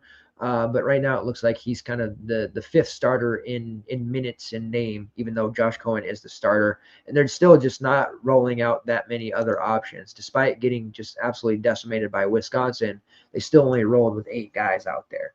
They didn't play Harrison Hornery the 9th until the last 2 minutes. All right, moving right along here, we have Kansas State versus Baylor. Baylor a 12-point favorite. Total of 142. Baylor is another team. They've dealt with a myriad of injuries, and it's caused them to be a really strong DFS team because of that short rotation. We've seen them play 6. Now Jalen Celestine returned last game, so we've seen them play 7. We're still waiting on the status of Langston Love, who does still have a questionable tag, dealing with his ankle issue. I don't think we'll see him. Even if he does return, he's been out kind of a long time, and would be brought back slowly, I would think, especially coming back from a ankle issue. He's coming up on nearly a month off now. So the rotation has expanded, but still only 7 guys. We've seen Robert Wright step into the starting lineup. He played 36 minutes over the weekend there. Jeremy Roach, VJ Edgecombe, Norchad Omir, and Josh Ojiawuna, with Jaden Nunn and now said Jalen Celestine, who's back, as your main bench pieces. We have a ton of playable options here for Baylor. Even with Jaden Nunn coming off the bench in that game and Rob Wright starting, I still have a lot of interest. Was priced at 4.4 over the weekend. We love that price for him. He's a little higher at 5.1, but still very much in play. He's a lower end value when he crosses that 5K range, just because he's not hitting 20 all that often, but he's getting enough to kind of flirt with the 17 to 20 fantasy point range. Celestine is there at near min price at 3.3. He played 16 minutes in his first game back, so that's interesting. Might we see him get into the 20, 22-minute range? Definitely a look. Took 4 shots, most of those threes. That's kind of his primary game. So definitely don't hate that idea. And then you get into that second tier looks. Ojiawana, Rob Wright, and Jeremy Roach all in the 6K range. I'm almost never playing Roach. Coming into the season, I thought it was a great look for him to come from Duke to Baylor. It kind of seemed like, wow, him and Norchad Omier, they're going to be just absolutely dominant. Baylor hasn't quite looked like the Elite Eight Final Four team that I thought they might, and Roach has kind of gone through his own set of issues. So not really looking at him at 6'1", but he's on the floor a lot. Rob Wright is going to be an absolute star. He's the less heralded freshman, although highly rated, but BJ Edgecombe got most of the attention as a McDonald's All-American, but Rob Wright has been arguably the more complete player at 6'4". A lot of interest there for me in Rob Wright. I think he'll be a little bit on the lower owned side. Norchad Omir's price has really dropped. He's down there at 8.3 now. He's been up over 10K for a lot of this season, and he just hasn't been a play there. Fouls have happened to him. Not the biggest offensive weapon there. He can shoot threes and gets putbacks and all that stuff, but we've seen him really just have kind of a not mediocre, that's the wrong word, but an okay season. And it's wild to think about because he is averaging 35.5 fantasy points per game. That's just how good Norchad Omier is. But at 10K, that's just not been enough. At 8.3, that's a completely different story. Very interested in him at that price point. I think this is one of the first times this season that I'm going to strongly consider him as a main team look. Elite rim protector, elite rebounder going up against that K-State front court. I think he can do a lot of damage. Just has to stay out of foul trouble. It's something he hasn't been able to do for his career much. Josh Ojiawana, who is a 3K, 4K guy, the early part of his career, he's now playing over 35 minutes out of necessity. We did see with Celestine back, he played 25 without foul trouble. So pump the brakes there. We weren't paying 7K for him anyways, but just kind of keep an eye on what those minutes look like for him as they go with more of a small ball lineup when possible. And this matchup with K-State, they don't necessarily need to play Ojiawana 38 minutes unless Norchad's in foul trouble. And then that leaves VJ Edgecombe, who's there at 8.2. Got a little bit of not a bad rap, but most people in the early part saying like, this guy's a McDonald's All-American, future lottery pick, doesn't really stand out. But you look at his conference games and his production in conference play, he's been really one of the better freshmen in the Big 12. Really good game despite losing against TCU. 18 points, 4 rebounds, 4 assists. Those are the kind of stat lines that he's just been churning out. The price of 8.2, it's a little bit on the higher side for him, but he's definitely a look playing 35, 36 minutes. Can't really hate on that if you want to go that route. And I do think that they put up a pretty big number here against K-State. On the K-State side, Coleman Hawkins priced back to 9.1, 44 against Kansas. I thought he would show up. We said on the Friday show, the $1 million man against the $5 million man, like he's going to step up here against Hunter Dickinson. And he did. He played all 40 minutes, 15 points, 10 assists, 7 rebounds, nearly a triple-double. Baylor is a team defensively in the past we feared, but this is not the same Baylor team. They just gave up that 74 to TCU. And we saw Ernest Uday have 16 and 15. He detonated. We just talked about that. Pulling up some of the other Baylor games, like when they played Arizona, Henry Visar off the bench had 19 and 7. They've really struggled with that low post and interior presence that teams have had. They did a nice job of keeping Jaden Quaidance off the glass, and he got in some foul trouble there. They got tore up by BJ Freeman, though.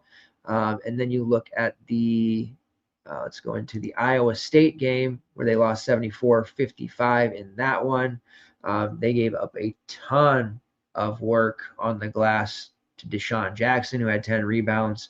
And they've just been beaten up on the inside habitually. So this is a pretty decent spot DVP-wise for a play like Coleman Hawkins, but 9.1K is a little bit tough for me because I just don't know how motivated he is on a game-to-game basis. This Kansas State team 2 years ago made the prediction that this team, they could make the tournament, maybe win a game or two, and now I feel the complete opposite about them. Just really don't like the way this team is built whatsoever. Doug McDaniel remains cheap at 5.5K. But, man, he's just not hitting any upside. He did play 36 minutes against Kansas, had 20 fantasy points. kind of paid off that 4.9, 5.5 kind of price range. He's okay, but just really hard to get to him right now as well. All right, moving on to the next game here, Florida State versus Cal. Total of 151. Kind of a higher total on the slate. Looks like it is the highest for what it's worth. Florida State, a 1-point favorite. Cal has been a really tough team to peg. Last year's Cal team was so much better for DFS purposes. We could roster them, mini stacks for and against, and really just have it pay off way more often than it didn't. Andrei Stojakovic is having a pretty great season since transferring from Stanford. The starting lineup with Stojakovic, DeJuan Campbell, Matty Sissoko, Ritis Petritis, and Jovan Blacksher. Blacksher was really good in the non-con. He's been struggling in conference play. Did have 14 points in their last game, which was a 3-point victory over the Wolfpack. So perhaps maybe he's waking up a little bit. And then the freshman Jeremiah Wilkinson, who has a very high usage rate. He has been a scoring dynamo for the team as well. Looking at the way that they're priced, DeJuan Campbell as a starter, 5-1, and Wilkinson, 5-1 coming off the bench. Campbell has the minutes. Wilkinson has the usage. I think one of those is a pretty solid look against this Florida State team for what it's worth. Stop short of calling one of them a main team look, but definitely in that value range. We have a ton of options between 4.2 and 5.5 that are not great value. They're not bad value, but they're playable looks, and they're kind of in that coin flipping realm, which I hate, but that's pretty much where we're going to have to live on some of these options to build out the rest of our lineup. On the FSU side, it's really 3 players to be aware of: Malik Ewan, Jameer Watkins, and Taylor Bowen. Ewan is priced at 9.3, elite rebounding and rim protection, has scored 40-plus fantasy points in 3 of his last 4, almost seemingly came out of nowhere to start putting up these big stats. And he is the inverse of a non-con hero. He was just okay in the non-conference. He has been nothing short of amazing in conference play, putting up huge numbers against the likes of Clemson, Pittsburgh, and Georgia Tech. We know Georgia Tech's not very good, but Pittsburgh and Clemson, still pretty impressive to put those numbers up against them. Jameer Watkins, the all-usage bucket getter for this team. He's taken a bit of a backseat at times because of the emergence of Ewan and Bo Bowen and Daquan Davis. So we've seen some hit-or-miss production from him. Did put up 40 against Pittsburgh. Shows you his upside. He's more of a GPP look here, but I do think this is a nice spot for them against Cal. And I don't know that people will necessarily realize it.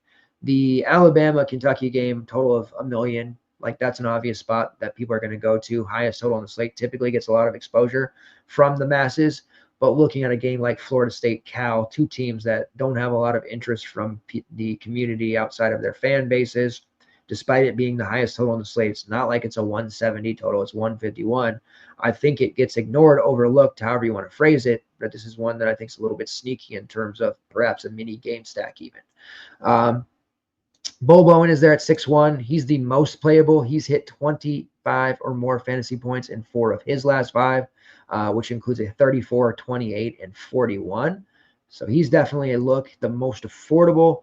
And then the freshman Daquan Davis, who's really come into his own, playing more minutes, did have some inefficiencies against Georgia Tech, which cost him some minutes, but he has been playing upwards of 30 over the last 4 conference games prior to the Georgia Tech game, priced at 5.8. All right, trying to whip through these real quick here, and then I'm going to pull up some more projections, and then we'll get out of here. Georgia versus Arkansas, total of 141. Arkansas, 1.5-point favorites.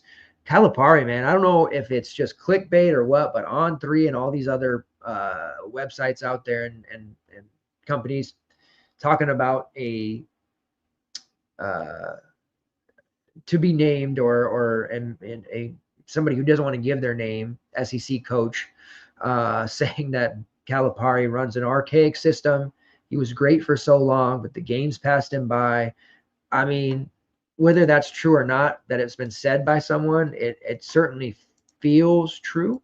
If you watch Arkansas games, they have definitely even taken a step back offensively from the Musselman days.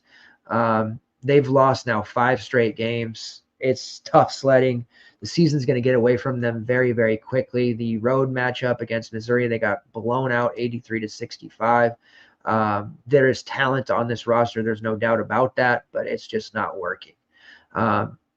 They get the FAU transfer, John L. Davis.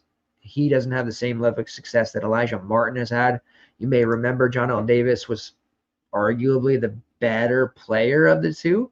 And he had some really big outings for FAU when they made their tournament run. But he's struggled mightily in this Arkansas system under Calipari. Now, Boogie Fland, big news that just came out late yesterday, earlier this morning, for Boogie Fland, that he might miss the rest of the season. He has a hand injury, some more testing they'll see. Came out later in the day that he is going to actually not only miss this game, but the rest of the season. And that's tough because Fland has been their best player despite being a freshman. This class, my favorite player in this class for the last 2 years has been Boogie Fland. I was really excited about him. I had hoped he was going to go to like North Carolina or something. Was set to go to Kentucky, follows Calipari to Arkansas. Has his struggles, his growing pains, but overall, one of the more consistent players on the roster, running the point, facilitating, scoring, doing everything. And now they're not going to have him. So that's going to be really tough sledding for Arkansas now going forward. That's about 35 minutes a game that they're going to have to replace as well, and not to mention all that production. So Adu Tiero, TJ Wagner, Trayvon Brazil, Jonas Idu, that is the rest of the starting lineup. John L. Davis had been starting over Brazil, but they moved him to the bench. Now with Fland out, I would expect Davis to go back in the starting lineup and play a ton more minutes. You have Big Z Zanavir Ivicevic, who played 30 minutes off the bench early in the season. Big Z, great rates, was putting up huge numbers in the non-con. Then they just stopped playing him. Now he played 30 minutes. We'll have to look into that a little bit more. Then you have the other freshmen there, Carter Knox and Billy Richmond, both of them wings. So this means that John L. Davis should insert into the starting lineup and be running, the offense for lack of a better options that they have. John L. Davis is priced at only 4 or 5. Expect him to be a relatively popular value play because I do expect him to start and play 30-plus minutes. Might we see some vintage FAU John L. Davis before the season's over? Well, they're going to have to. Tiero, pay up at 8.8. It's okay. He's going to run some 0.2 as kind of a point forward. He's been really good in that role. I can see him maybe even breaking the slate here. Has fantastic rates across the board and has legitimate 50 fantasy point upside. Idu has had some big games recently, which has caused his price to skyrocket. 2 of his last 3, he's been over 30 fantasy points after being a value piece. Georgia's an athletic front court. Could see him struggling there, but definitely in play. Trayvon Brazil at 5K. We might even see him do some facilitating as well. He's been successful in the past as a point forward as well. He's got a ton of athletic upside. He can do a lot of different things with the basketball in his hands. Fouls have always been a big problem for him. But when he's out there playing 30-plus minutes, he's a great option as well. And he's priced at just 5K. So another one to throw into that 5K range to kind of make it a bigger decision than it needs to be probably.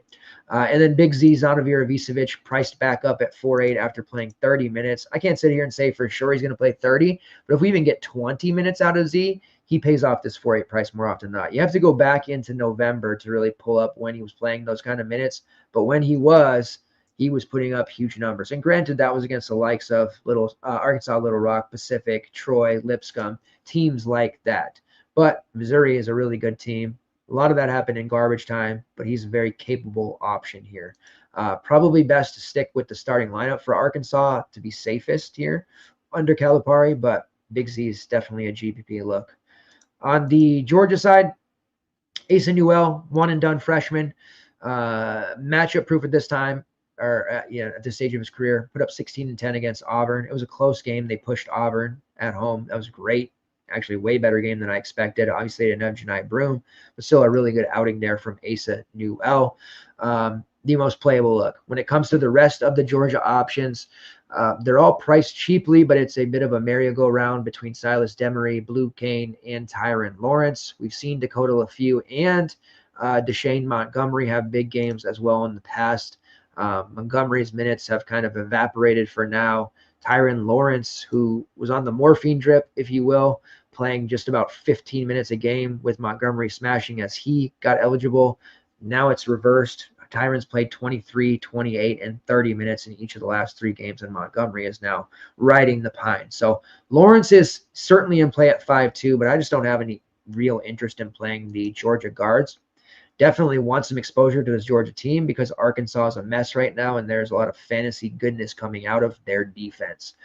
Missouri mini stack against Arkansas over the weekend was an absolute smash for what it's worth. All right, last game on the slate, Texas A&M versus Ole Miss. This is a total of 141.5. Ole Miss 3.5-point favorites. Starting with the Texas A&M side, they got Wade Taylor back. He was the smash of all smash plays. He was priced at 6.5 after missing, about a 2.5, 3 weeks of the season. He had a 12-4-4 game. They took care of business, dispatched LSU. It was 27 fantasy points. Nothing to really write home about, but 6.5, it was great. Now he's priced at 7.5, still too cheap. I don't love the matchup individually against Ole Miss's perimeter, but Wade Taylor is typically a 9K guy. He hasn't been as good this season, admittedly, and I think most people can see that, but he's still a very dangerous weapon. Very high usage rate. Took 13 shots against LSU coming back, after the 2 weeks off. The volume's going to be there. He's going to facilitate. Ball in his hands 24/7. We like Wade Taylor.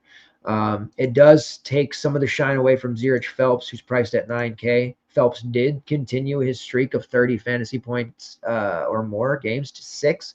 Despite having Taylor back, but it's still a little bit tougher to pay that 9K price with Taylor around. I'll take the discount at 7.5 all day. Front court wise, it is a rotation there as well. Anderson Garcia, Henry Coleman, Pharrell Payne, and Solo Washington. None of them are really interesting options here, but Pharrell Payne has been the best on a per minute basis. The problem is sometimes he's given 13 minutes, sometimes he's given 25. It's really hard to peg, and he's another option in that 5-4, mid 5K range. Add it to the huge list of options that we've already talked about on this huge slate, and it's really hard to get to one of those forwards and feel very good about it. Ole Miss side, we did see the return of Michael Brown-Jones. He only played 10 minutes. It's not a huge deal, but it did take away from Malik Dia, who we were all over against Bama. He put up that huge 23 and 19 performance, more than we thought. We had him at about 30 fantasy points. He gave us 52. We'll take it. But he played just 19 minutes against a very tough Mississippi State team. Shot volume wasn't given to him. Didn't crash the glass. He was turning it over. It was just a really ugly performance. So probably a combination of just a bad game, but also Brown-Jones taking those minutes right out of his stack. So I'm a little bit nervous about Malik Dia here. Texas A&M has a great front court defensive wise. They can get after it. There is a injury designation for Jamean Brakefield, who as of Monday was questionable. But now John Rothstein has indicated that he's going to probably play. So we'll monitor that because that can be hit or miss. If Brakefield were to sit out, that's 25 minutes right there to go back into the pool for Dia. He would be an absolute elite play at that point because he would have to play 30-plus minutes. And what happened last time he played 30-plus minutes? Well, he put up 52 fantasy points. So we would like to see that once again. Chris Beard's group, they've been solid. They have a great perimeter. Jalen Murray, Trey Davis, Devon Barnes, Matthew Morrell, and Sean Padula. All of them relatively cheap. Matthew Morrell is probably the most viable on a per dollar basis at 6.3. With these additions, we've seen him go from being the alpha 2 years ago to being more of a secondary option, but he's still very cheap at 6.3 and still very capable. Dre Davis at 6K is a nice look as well. However, the upside hasn't been there in conference play. Big jump from the Big East to the SEC, and that physicality has definitely been tough for him. And then we've seen Devon Barnes start over Jalen Murray. However, he's played under 20 minutes in 3 of his last 4, despite that starting designation. So really not that interested in him either for that very reason.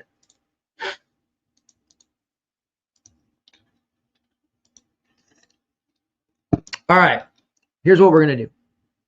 We're going to give a core, and while we're doing that, I'm going to pull up everybody on this slate, and we'll just do a quick look. You're gonna have to take this with a grain of salt though, because this is not filtered for DVP, and I don't have the box scores entered from the last day of hoops to give us a true barometer of everything going on. But we're gonna show the sheet in all its glory with the value here, and this is so we do a more cut and dry, quick and dirty version, if you will, for the community, where it's we're just starting to add out more. So it's got the the projection on both sides, the value. We've added minutes to that, so now you can see what we're actually projecting for them minutes wise and what to expect. Give you more intel on, oh, why did this guy bust? Oh, he got in foul trouble. He played 11 minutes. We had him for 28 minutes. Well, there you go. And you kind of look back at your lineups and see where something failed, if it was variance or if you actually built just a crummy ass lineup, which happens, right? So we're adding that stuff. We're also adding the ceiling, which shows the top end, what the player can get. And then as we get a little bit more the R squared and everything in line here, I'm going to start posting what you saw on here, the projections for points, rebounds, all those categories, and start using that for more prop betting stuff. Excuse me, I'm just typing in the teams in here, and kind of start to utilize this for a one-stop shop. The only thing we don't have for college basketball, if you're not a member yet and you're kind of wondering what else we offer, the only thing we don't have is an optimizer for that. We do have an optimizer for pro sports, of course, football, baseball, basketball, all of that good stuff. But we do offer pretty much everything else when it comes to projections, article breakdowns, slate context notes, obviously shows, starting lineups, injury news, everything, discussion. The discussions in our Discord are very in-depth. It's not just me rattling around there. We have some really smart guys who are productive, committed, and consistent winners in our Discord. We have built a really good community that I'm extremely proud of, and we've got multiple seat winners already. We've got plenty of takedowns to our name as a group. Just a lot of great guys and gals, if you will, in that chat, and it's very good across the board. I know there's some that have said, they prefer maybe a collegiate only package, but price wise for what you get value, and if you betting wise too, the pro sports, it's worth it. Basically a one-stop shop, the one size fits all packaging. A lot of sites are doing that now, right? So it's not really a surprise there. And truthfully, if you're going to come to FTN, I think you want to do it all. You want to do it all. You want to win at everything. And we have really amazing tools across the board. I couldn't possibly do everything myself in terms of playing pro sports and that as well. So I gladly rely on our pro sports team, and they're consistent as hell. But I also am buried in my college stuff more often than not. So, all right. So while I was rattling on there, got this all entered. We'll share this. And then we'll declare a core based off of this accordingly. But remember, there's going to be more fine tuning. But this is a nice first look for those who aren't in the community just yet, maybe don't get to see or have the opportunity to see what we might be looking at here. And this is a more expanded version of the projection sheet. This is what I work with, and then I break it down into fewer categories. So it's an easily digestible thing for our subs, our community members.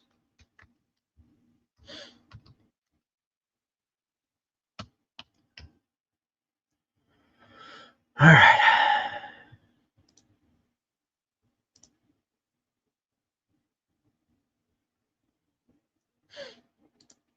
Let's do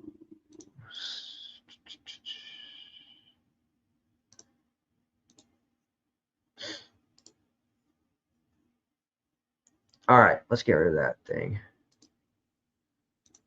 There we go.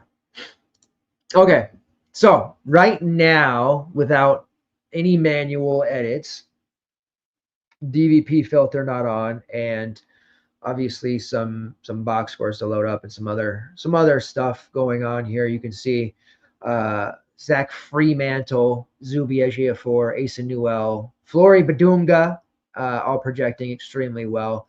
Obviously, the minutes are going to be a huge factor there, and correctly predicting those minutes is obviously key. As far as the cheapies go, Dylan Hunter there at 28 minutes is a smash value, as you can see there down on line 194. Has Joshua Ole Joseph, but he played 10 minutes last game, so you can see I haven't adjusted that yet. Probably wouldn't consider him. But yeah, gives you an idea there. We have a full offering on all slates as well for this stuff. So I wanted to get a chance to kind of show this off a little bit so people can see what we are offering. I don't know how many other sites are out there are doing projections. I know there are some. And how in-depth those go. But I'm going to continue to build this out and offer more to the community as we go. Like I said, just added minutes and upside, ceiling upside to that. We'll start adding the categories for points, rebounds, assists for those that want to start applying those to prop betting. And then also going to try and have some betting opportunities here on the team projection sheet as well, which is currently not updated, but start looking at the implied spread, where we might have an opportunity to bet the over, all that stuff. So a lot in the works here. And again, I work with somebody who is a very smart individual, much smarter than me in terms of this type of stuff. So I learned a lot from him and how this works, but very, very proud of this and the work that we've been doing here in the community. So core wise, I think where I'm at right now, it very likely could change. But at the moment, Zubi Ejiofor against Xavier at 7.5. And this is not just like those in the community members and those that watch the show know I'm not just like never going to gaslight you. I'm never going to say, oh, I'm going to play this person and then not actually play them, or just say, oh, this person projects the highest. Zach Fremantle is projecting the highest. That's cool. That's my core. Like, I'm a line in the sand type of guy. I am not afraid to play somebody who's not projecting to be that highly owned. If I have a read on somebody, a DBP, whatever it is, I'm gonna just be all over them. Just so happens I love Zubi because the price drop and he projects quite well. So I want to be clear about that because there's a lot of getting some DMs and people indicating it's the first time they found the show. Very excited about that. So kind of giving you a little bit of a rundown on how I operate. Anyway, so core play number one, Zubi Ejiofor at this moment. Would say Dylan Hunter as my second core. Just the value pieces I think we're going to find, and I think I know we're going to find is tighter and tighter with the pricing, and that's a good thing. So you're going to have to really either make sacrifices or you're just going to have to go with more of a balanced approach. And when you get a player like Dylan Hunter priced at 4.4 with the potential to play 30-plus minutes, you just can't afford to not utilize someone like that. Now, early in the season, we have a million underpriced options. Dylan Hunter's not that great of a play, but we've arrived at a point where there's not a ton of sub 5K looks that we can count on. So we have to look at who's going to be on the floor. We have to look at, hey, what are they going to do with those minutes? And Dylan Hunter, he may drop a 5 in 30 minutes, but the point is he gives us that flexibility in the rest of our lineup, and at least he's going to have that opportunity, which he showed in the last game. So at least he showed us that he had a pulse. I'm happy to report. And then core play number 3, I'd love it to be Flory Badunga. I really, really would, but that price is a little scary just because I would be worried about the fouling that goes on there at the moment. So core play number 3 will be Wade Taylor, which let's pull up Wade. Where are you at, Wade?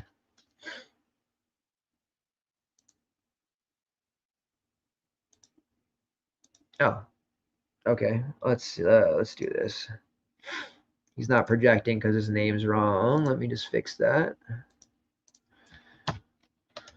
Okay.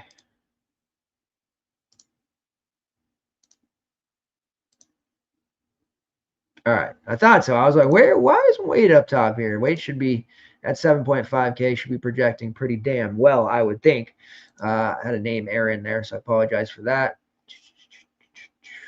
Yeah, so that puts him much higher up the board, as I would expect, at 7.5K. So Zuby Ejiofor, Wade Taylor, and Dylan Hunter. I know I just said I don't pick my core based on who projects the best, and then I turn around and pick 3 of the top 10 projected. But again, I want to harp on the fact that this is going to look a lot different tomorrow after we've had a chance to refine it, enter in some more box scores, do some manual edits, all of that good stuff. But again, very proud of these offerings. Hope you guys continue to enjoy the show. Hope these are helping you win. Getting a lot of positive feedback, and I absolutely love signing on and seeing somebody tag me and showing those green screens, those winning tickets, winning seats, tournament wins, all that good stuff. It's a very rewarding feeling for me. Obviously, I like to win too, but I get a lot more out of you guys winning because it means we're doing something right. All right, we'll get out of here, but first let's talk about prize picks. There are 3 in particular. No need to share my screen on this, although I could. There are 3. Ernest Uday, over 16.5 points, rebounds, and assists. Try not to go to the PRA too often because it is a bit of a tougher one there. Mike Kutry taught us that last year, right? Had a lot of success with the points plus assists category, but I do like the 16.5 PRA for Ernest Uday against Kansas. Gabe Madsen under 11.5 points. I know I said yesterday, hey, if he's anything over 12, we got to slam that under. It's close enough at 11.5. I've made a decent chunk of money just betting his point unders in conference play. I'm going to continue to do so under 11.5. He scored 6 last game. Tough spot facing Houston. I'm on that. And then Wesley Yates over 17.5 PRA. I know it's a tougher spot for USC, but Yates playing 35 plus minutes, have to assume he can get close to that number, something like an 18.4 assist type game, even if he has a bad shooting night, 15 and 3, a couple of rebounds. That's just a very light mark for him. And then I have 3 best bets here. Georgia money line, which is currently plus 105 on DK. I just don't believe Arkansas is going to win that game, unfortunately. I know I've got a few Hogs fans on the show. I've done the Wusui, whatever call on air. That's a real thing. No shame. But I just don't feel like Arkansas has got it together. Now you've got no Boogie Flant. I'm just going to have to take Georgia there straight up to win that one. South Florida -1 versus Charlotte. Charlotte's been horrible. I like South Florida. I like the team they have around Jaden Reed. Charlotte just doesn't have a lot going for them at this moment. And then George Washington -1 against UMass. George Washington's not even had their full roster. They've been dealing with injuries and sicknesses, and they continue to just win games. They are a very fun team to watch. I would highly encourage you to watch them play in the A10 at least once this season before it ends. They are a very, very good team, and I think they have a chance to possibly win the A10 here. We'll see once it gets into the conference tournament, but this is a team that very, very capable of being in the big dance here. Can confidently say that here in 2025. All right, that'll do it. Appreciate everybody. We'll continue to refine on the screen sharing too. Need some overlay stuff, and we'll start pulling up the pricing screens too for DK, so you guys have some more visuals to look at there. Yeah, because as much as it must be nice to stare at my face, help you out having some visuals to look at besides my bearded, handsome mug. Appreciate it. You guys have all been very supportive. The likes on the last video were fantastic. I will once again ask you to make sure before you head out, you hit the like button there. The interactions on tonight have been fantastic. This helps the show so very much. Very, very happy. About to check out some of the late slate games here, see how today actually went. Hope you guys had a great one. Green screens and window trips for all. Let's get after it. Let's do it. Be back here Friday night, same time, same place. Appreciate you guys. I'm out of here. Friday night. Let's do it.